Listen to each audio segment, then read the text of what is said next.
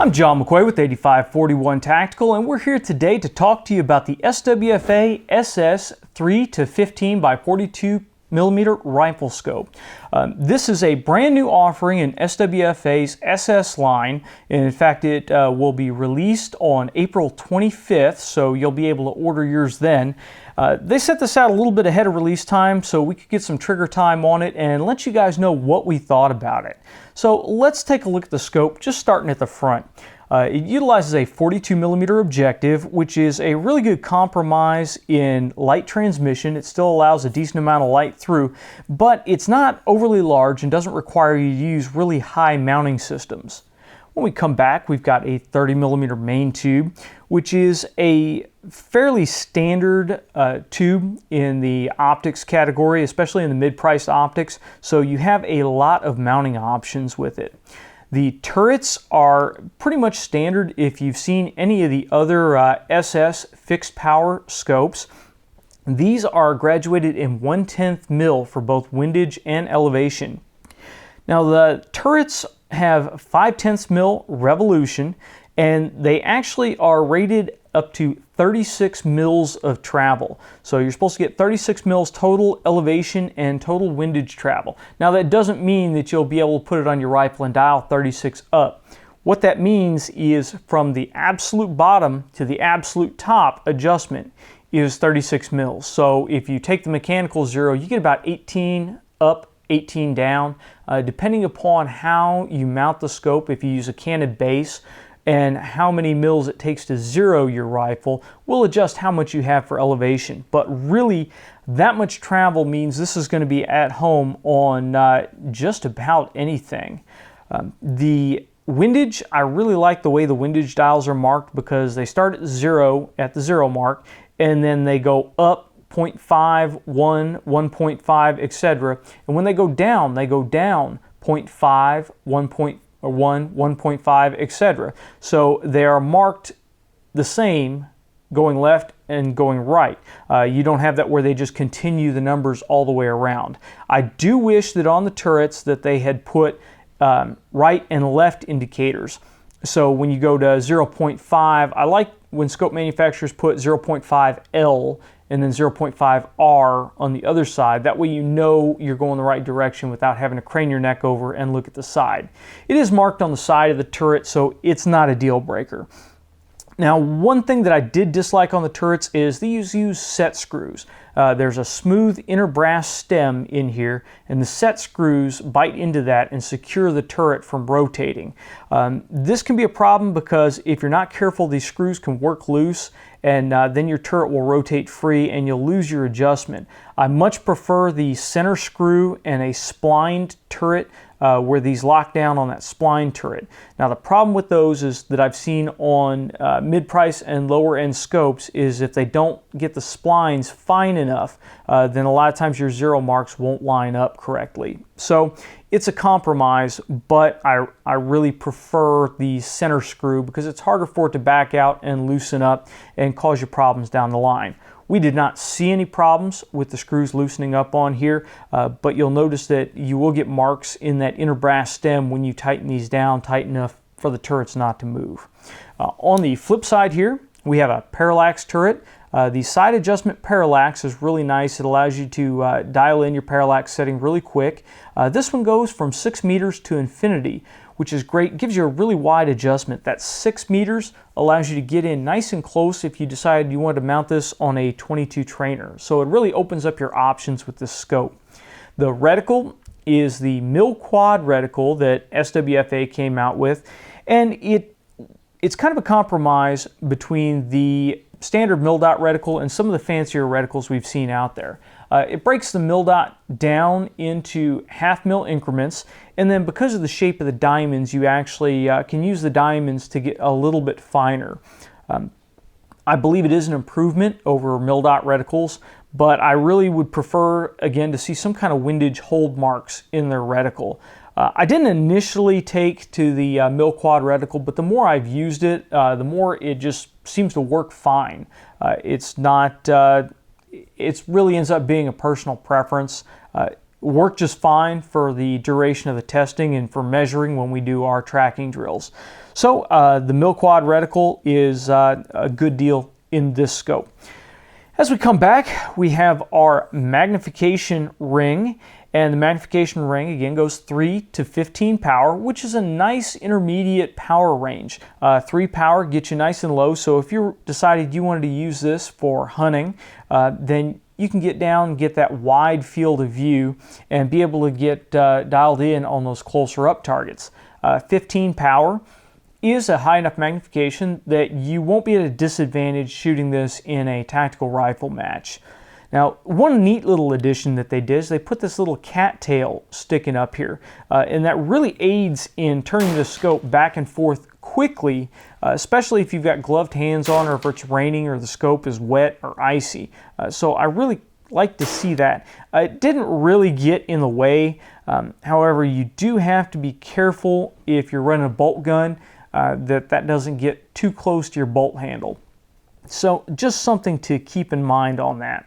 As we come back, we have a nice smooth ocular housing, and we have a fast focus eyepiece. I really dislike fast focus eyepieces. I prefer locking diopter adjustments, but that seems to go away. SWFA still uses it on their SS 5 to 20 power scope. I really wish they had put it on this scope, but a lot of people like the fast focus eyepiece because you can dial your diopter setting in quickly. It works. It didn't have any problems with it. It's very low profile, so it's not going to catch and turn. So it really is, again, a matter of personal preference. I prefer locking diopter adjustments, but I haven't really had a problem with the fast focus. One nice detail that they put on here is a rubber ring around the eyepiece. If you sneak up on that scope and get scope bit, this nice rubber ring lessens the possibility that it's actually going to cut you. Now that shouldn't really be an issue because the eye relief on this scope is 4.2 to 3.8 inches. Of course, that's going to depend upon your diopter setting and your magnification, but it should be enough to keep you away even on hard recoiling systems. This scope is 50 caliber rated, so you shouldn't really have any problems with that. Now we took the scope out of the box, mounted it up on a rifle, and took it to the range and did a little bit of testing on it. Initially, when we went to get it zeroed, we encountered a little bit of an issue. Normally with these scopes, what I like to do is I'll fire a shot, I'll measure my offset with the reticle, and then I'll dial that offset in on the turrets, and my next shot should be almost dead on. Sometimes I'll have to do a little bit of a fine tune after that, but usually it's a two-shot step to get the scope zeroed. It took us a few more with the scope. For some reason, I would dial an adjustment in, and that would not be the adjustment that I would see on the target. After about 8 to 10 rounds, then all of a sudden, it seemed to dial in just fine. And after that, when we ran our tracking tests, we didn't see any problems. It tracked perfectly. So I have to wonder if it was something about the assembly on the scope. As I said, this is one of the first ones that came out. We got it before the release date. So I wonder about that. But after we got it zeroed and after we started actually turning the turrets and working with them and getting them dialed all over the place, it worked fine. So it may have just needed a little bit of use, a little bit of spin in those turrets to loosen things up and get it tracking perfectly. It did track great. We ran it up to 10 mils of elevation. At that point, I ran out of space on our board. We ran some horizontal tracking at distance. We dialed the elevation up to simulate shooting at long range, and then did a left and right tracking to make sure that we actually did have some room to move when we get extreme elevations dialed in. And on that, it worked just fine. After we got done at the range, we brought it back and wanted to do a little bit of durability testing on it. We didn't want to destroy this scope, so we didn't do the old drop and bang and toss around. But we did decide that we wanted to dunk it, so we stuck it in a tank for 24 hours and pulled it out, and didn't seem to have any water intrusion in it. Turrets and everything worked fine. There was no fogging or any signs that water had made it inside the rifle scope. So then after we took it out of the dunk tank, we went ahead and threw it in the freezer. Usually this causes problems because, as we all know, water expands when it freezes. So if it gets into nooks and crannies and freezes, it can open things up, it can break gas seals, it can damage turrets. But it's not something that is odd to encounter in nature. If you're out in a hunting camp or if you're out in a military or law enforcement situation and your rifle gets soaked and then temperatures drop and it freezes, then you don't want to have any problems. You want to know that the scope can handle that. We brought it out of the freezer. Of course, the turrets were a little bit stiffer than they are when they're warm, but I was still able to dial both up and down with tactile and audible clicks. Dialing down was the interesting part because usually what will happen is there will get some water collection in the outside turret and it will freeze into an ice plug that will not allow you to dial below your zero. This didn't happen on the SWFA SS3 to 15. I was able to dial up and down just fine. Same thing with the windage. I was able to dial left and right on the windage without issues. Now the Parallax, it did stick up. It froze up on us and it took a couple of minutes out of the freezer with the light shining on the scope before it freed up. Once it freed up though, it adjusted just fine. The magnification was a little bit stiffer than it is when it's warm, but due to this nifty little cattail on here, it was very easy to adjust even with frost and water on the outside of the scope. So very good job on the cattail. I will accept the little bit of interference you may have with it to get the added utility on it. So it's a really nice job. Overall, we didn't see any problems with fogging or with moisture getting into the scope, so I can definitely give it a thumbs up. It passed that. For the just under $700 that these scopes are running, I think you get a great deal for that price. I would like to see some kind of washer-based zero stop. I don't think that would have added a lot to the final purchase price, but I think that would have added a lot of functionality to the scope. Even without that though, overall you get a great package. The reticle is not illuminated, so make sure you keep that in mind. A first focal plane reticle, when it's not illuminated, it does appear really, really fine when you're down at that 3 power. We didn't experience any problems with that during our daylight testing, but on dark backgrounds and cluttered backgrounds in low light, you can experience some issues with that. So I would like to see an illuminated reticle version of this come out, but again, you start pushing that price point up and then you get away from what this scope is really geared towards.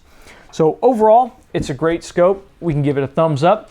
If you want to pick one of these up, we'll leave a link down in the description below, and we want to thank SWFA for sending the scope out for us to try out. If you guys have liked this video, please make sure you click that thumbs up button. If you got questions or comments, leave them in the comment section below or send them to us on Facebook or Twitter. If you're a subscriber, thank you. If you're not a subscriber, please subscribe so you don't miss any of our future review videos, and make sure you catch our Mail Call Mondays. Until next time, get out and shoot!